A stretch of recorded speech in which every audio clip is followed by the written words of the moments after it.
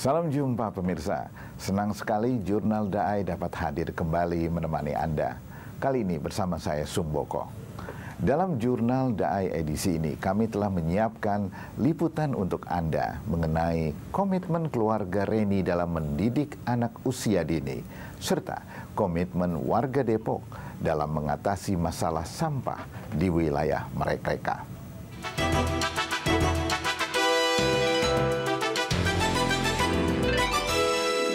Belajar dari pengalaman dalam memperlakukan anak pertama mereka, Reni dan Rudianto berbalik arah dan bertekad untuk tidak mengulangi kesalahan. Mereka percaya masa emas pertumbuhan anak pada usia 0 sampai 8 tahun sungguh menentukan masa depannya. Karena itu, pendidikan di usia dini memegang peran penting dalam membentuk karakter seseorang. Dengan kesadaran ini mereka mendirikan sekolah untuk anak usia dini. Dimulai dari rumah mereka sendiri, kini sekolah tersebut telah berkembang menjadi lahan belajar seluas 1.700 meter persegi. Mereka menerapkan metode sentra untuk mendidik anak-anak tersebut. Banyak anak tidak mampu yang dapat menerima pembelajaran secara gratis atau biaya yang sangat ringan di tempat ini.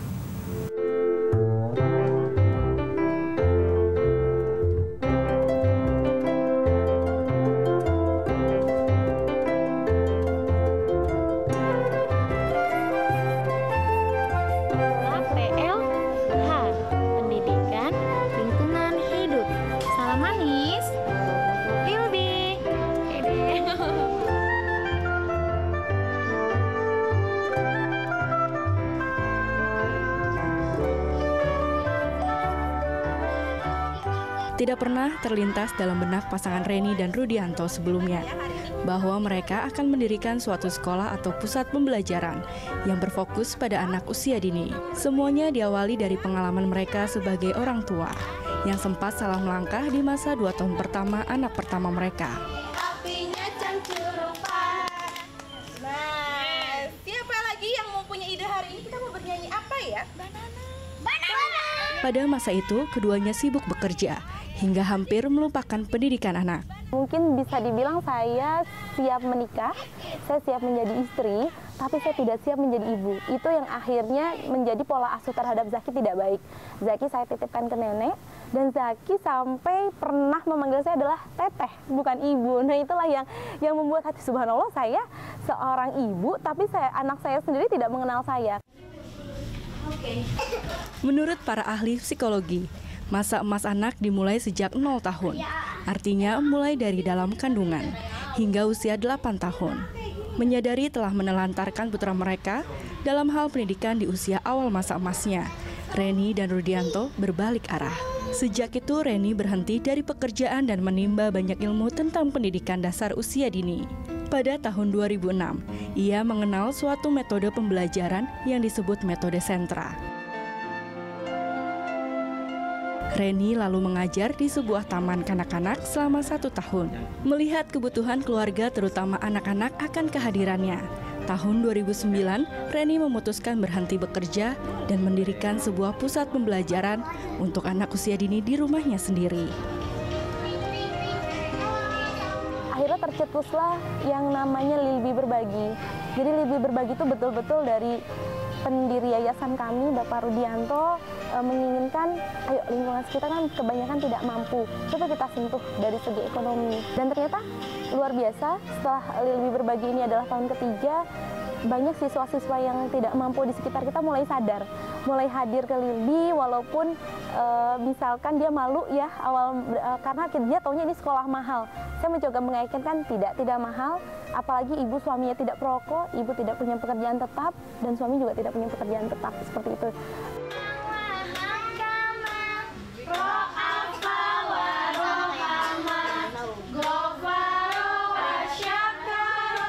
Reni dan Rudianto menggunakan metode sentra untuk proses pendidikan di pusat pembelajaran anak yang mereka dirikan.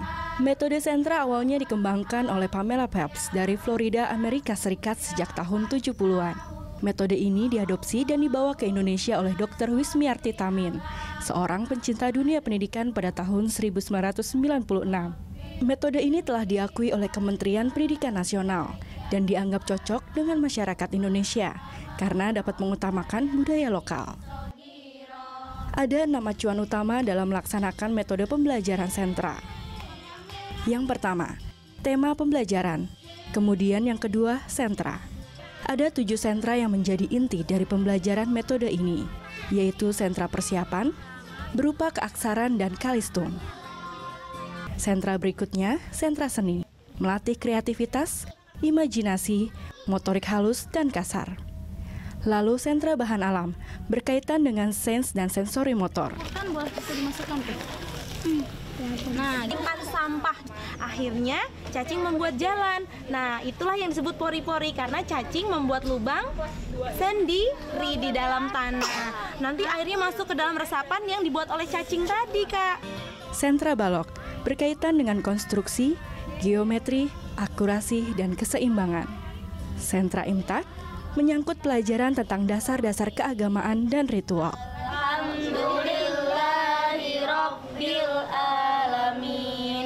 Sentra main peran besar mengenalkan berbagai profesi. Dan sentra main peran kecil, misalnya menjadi pendongeng atau dalang.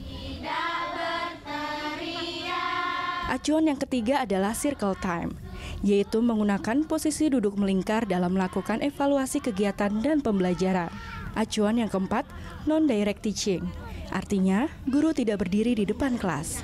Guru tidak memberi informasi satu arah, tetapi bercerita atau membangun interaksi aktif. Guru bersikap sebagai fasilitator.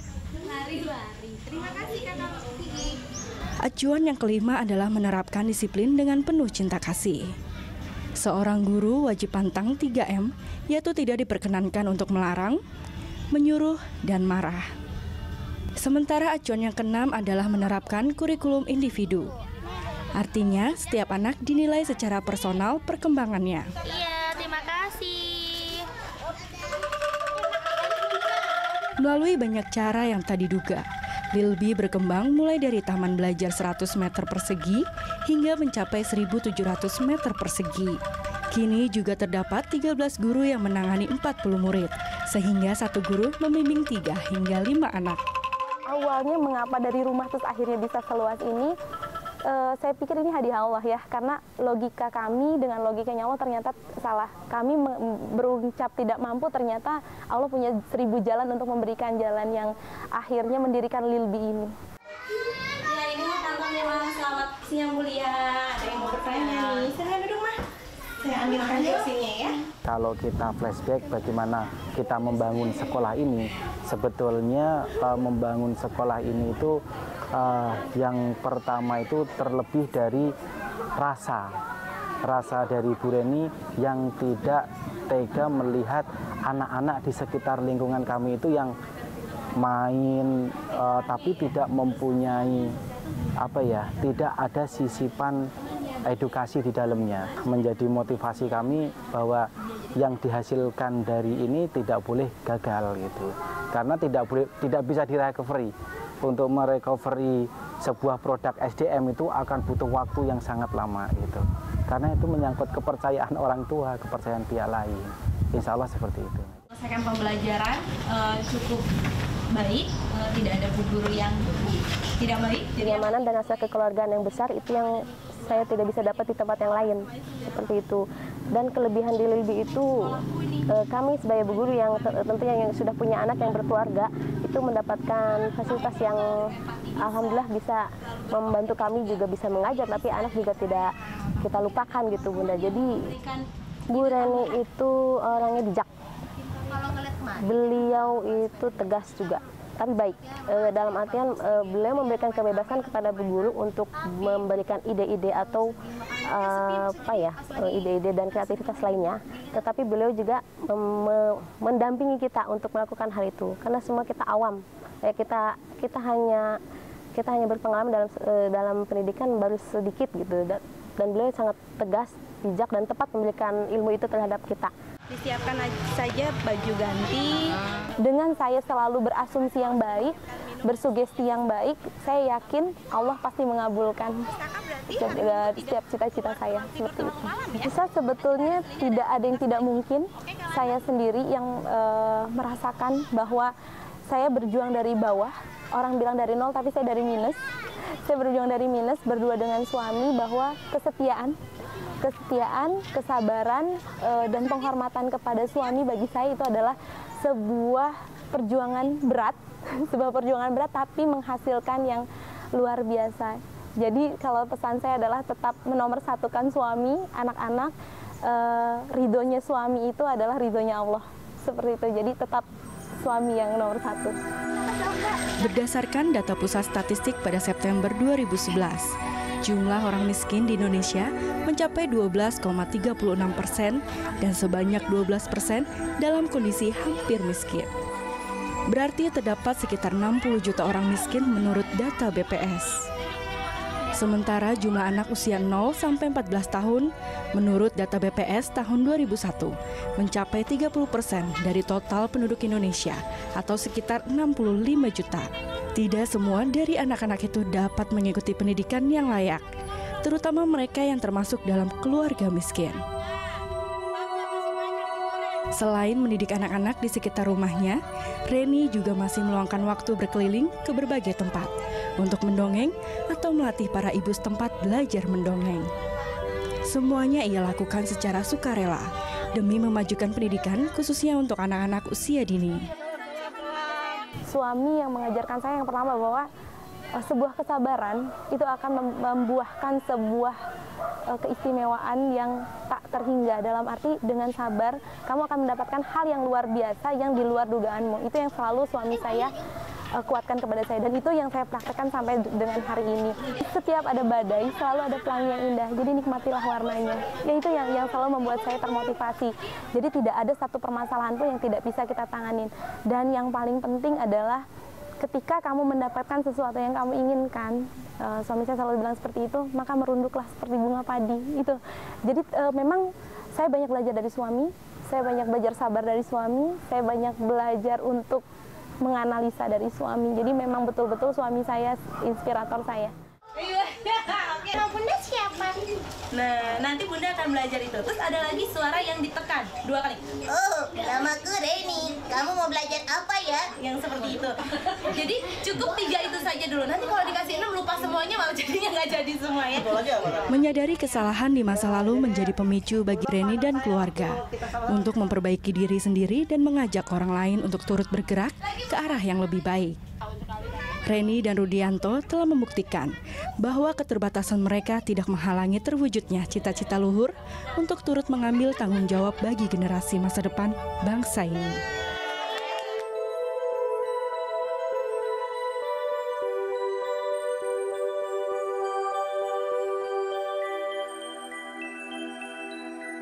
Kali gagal dalam beberapa usaha tidak membuat Sobirin patah semangat.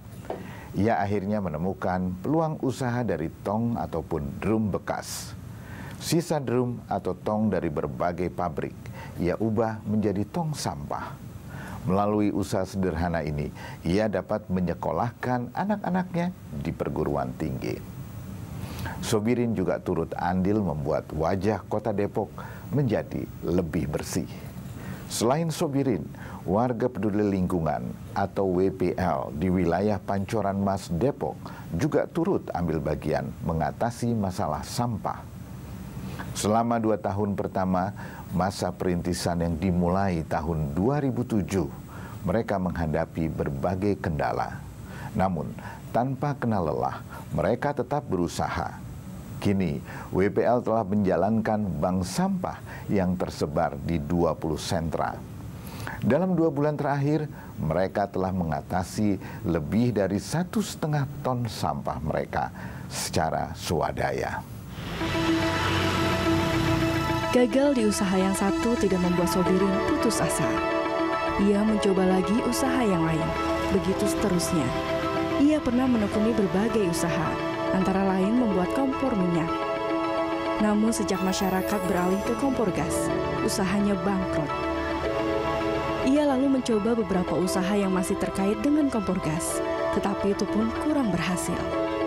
Suatu ketika, ia melihat banyak drum bekas di pinggir jalan. Seketika itu, ia terpikir untuk memanfaatkan drum-drum dan tong-tong bekas sebagai usahanya yang baru.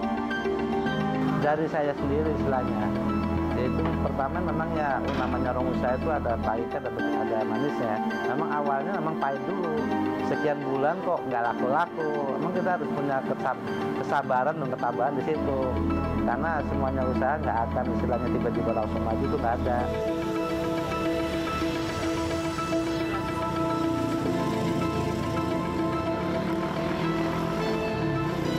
Sobirin memulai usahanya di rumah sejak tahun 2005.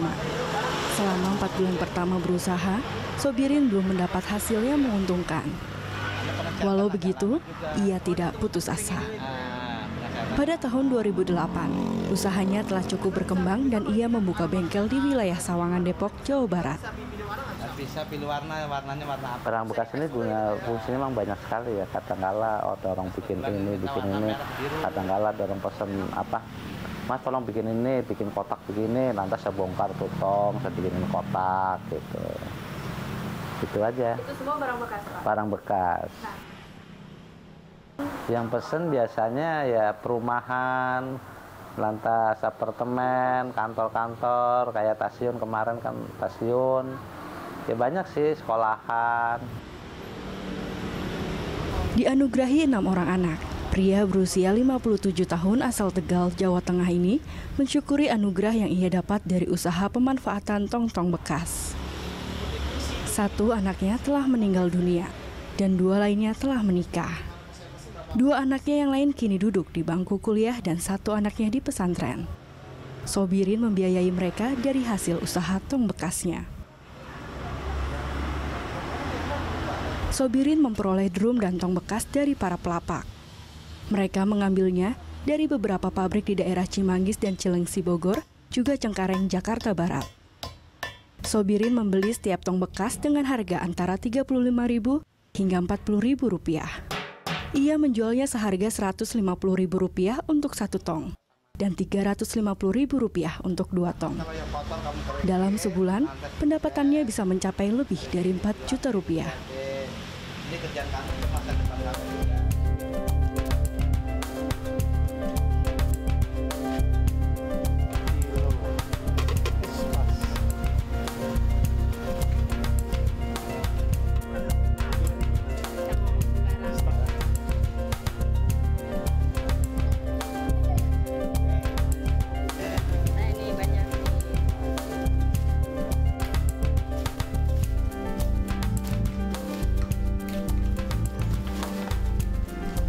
Peluang untuk mengubah sampah menjadi emas juga dilihat oleh warga peduli lingkungan atau WPL di wilayah Pancoran Mas, Depok, Jawa Barat. Mereka mulai melakukan pemberdayaan dan pengolahan sampah pada tahun 2007. Namun saat itu, mereka belum berhasil. Tidak putus asa, mereka terus mencoba dan belajar. Hingga pada tahun 2009, mereka mulai dapat memanfaatkan sampah non-organik untuk dibuat menjadi kerajinan. Lama-kelamaan, upaya yang dimulai oleh 4 orang ibu rumah tangga ini terus berkembang. 2 tahun kemudian, tahun 2011, berdirilah bank sampah milik masyarakat setempat untuk mengakomodasi kebutuhan mengolah kerajinan daur ulang sampah non-organik. Nah, bank sampah ini sekaligus juga membuka tabungan sampah yang tadinya cuma sedekah sampah, kita sekarang sudah berani untuk membuka tabungan sampah untuk masyarakat. Tujuannya setelah kita berjalan gitu ya, ternyata kami melihat masalah sampah ini masalah yang sangat sangat urgen gitu ya, untuk terutama untuk kota kami gitu ya, yang mendesak lah masalah sampah ini untuk segera diketahui oleh masyarakat gitu, bahwa mereka memang harus memilah, mereka harus memperhatikan sampah yang mereka buang gitu. Buangannya 20 lembar tabungan yang masuk itu macam-macam Mbak, bentuknya ada barang plastik, kaleng, kertas dan sebagainya. Itu sebagian kecil memang baru kita recycle, yang sebagian besar lagi kita masih jual ke pihak yang menerima gitu. Jadi tabungan mereka jadi kita uangkan dalam bentuk itu. Kalau di recycle itu kita ada recycle plastik, ya plastik kemasan dan kertas. Kalau kertas itu mungkin baru bisa bikin buku saja gitu. Kalau dari plastik dari plastik kemasan kita bisa bikin tas, dompet, bando, jas hujan, tas laptop dan sebagainya, macam-macam lah gitu ya, kreasi ibu-ibu. Bank sampah menjadi salah satu sumber bahan kerajinan. Untuk membuat satu tas, rata-rata dibutuhkan 600 bungkus saset plastik, sementara untuk satu dompet sekitar 108 bungkus saset plastik. Selain menjadi nasabah bank sampah, setiap orang yang turut serta dalam pembuatan kerajinan juga mendapat keuntungan ekonomis, sebesar 70% dari setiap produk kerajinan daur ulang. Manfaatnya ya sekarang saya jadi punya penghasilan lagi ya Mbak, terus lingkungan dekat rumah saya juga jadi sampah berkurang gitu. Terus yang biasanya saya ngasih ke bapak-bapak itu buat bayar sampah sekarang jadi berkurang juga. Tadinya kan ngasih ke bapak itu lebih banyak gitu sampah, sekarang enggak, cuma sedikit gitu.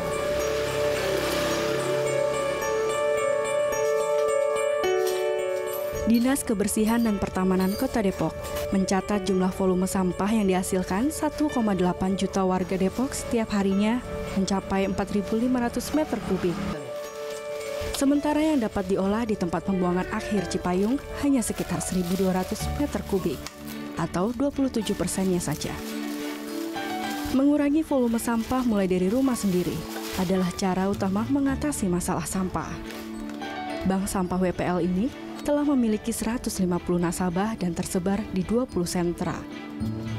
Dalam 2 bulan terakhir, mereka telah dapat mengolah sekitar 1,5 ton sampahnya sendiri.